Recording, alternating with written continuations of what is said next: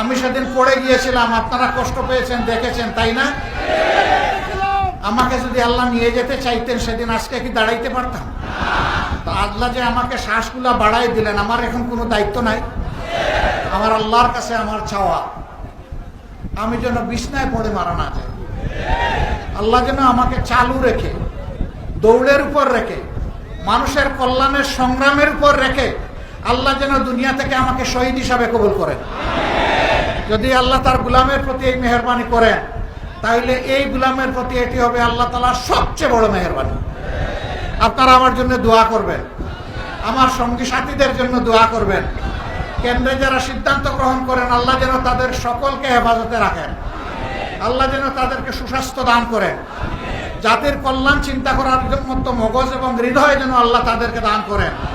আমাদের কোনো ভুল সিদ্ধান্তের কারণে জাতি যেন ক্ষতিগ্রস্ত না হয়, আমরা যেন জাতির মালিক হওয়ার চেষ্টা না করি, বরঞ্চ জাতির সেবক হয়ে মানুষের পা ধোয়ানোর সুযোগ যেন আমরা পাই। আল্লাহ যেন সেই সুযোগটা মেহেরবানি করে আমাদেরকে দান করেন।